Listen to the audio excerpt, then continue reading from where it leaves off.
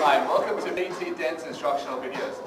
Today we're going to be talking about something quite fascinating, something that everybody in the gym uses on a regular basis, but nobody knows specifically what muscles they target and why. We're going to be looking at the close grip seated row versus the wide grip seated row, and what's the differences between the two. First, let's have a look at the wide grip seated row. If you get a really big wide grip, then when you pull, your elbows come towards the body.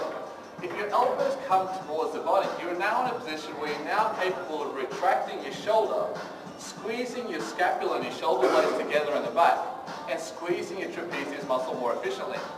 Now hey, whether you do a close grip seated row or a wide grip seated row, you're both going to predominantly use your lats and your traps.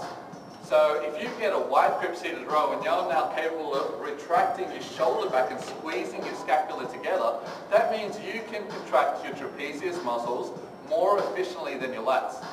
So with this exercise, I guess it's pretty much safe to say that 60% of the workload goes onto your traps and only 40% of the workload goes on your lats. Let's have a look at how to do this more efficiently. If it's predominantly made to contract your traps, what I suggest you do is shrug your shoulders and contract your trapezius first. This will contract mostly the upper part of your traps near your scapula. And then, as you're now capable of pulling your elbow, you are now rotating your scapula immediately, targeting the trapezius muscle more inferior, a little bit further down your body, therefore getting a full trapezius workout. So let's have a look at the wide grip seated row.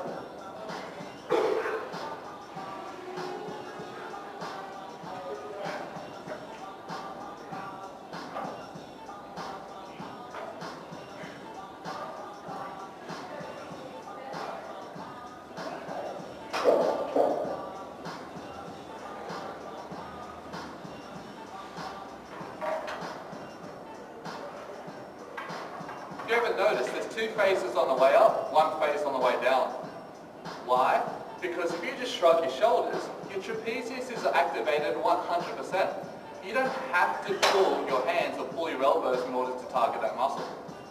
That means just simply going through a shrugging motion will be enough, it will be sufficient enough.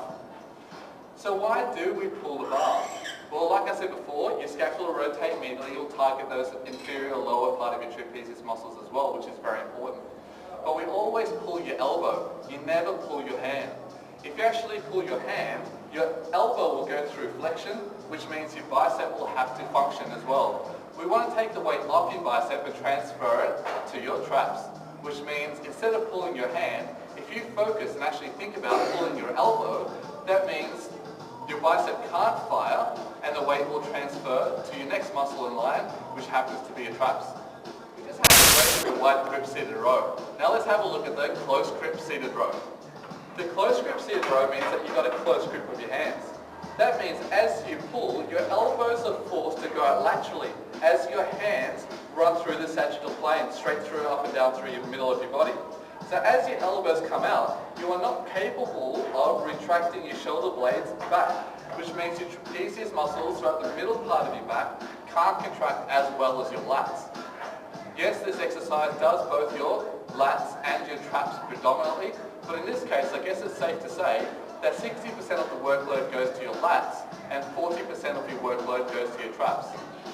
This means that when we're doing a back workout and we want to target the big muscles first, such as your latissimus dorsi, then you can go into your chins, lat pull downs, reverse grip pull downs, and then as you do a transition phase into your trapezius work, this will be the ideal exercise to use.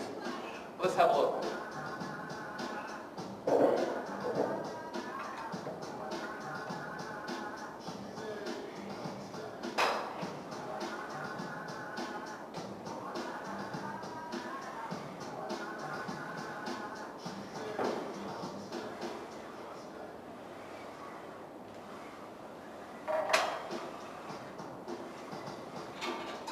And that's how we do a close grip seated row.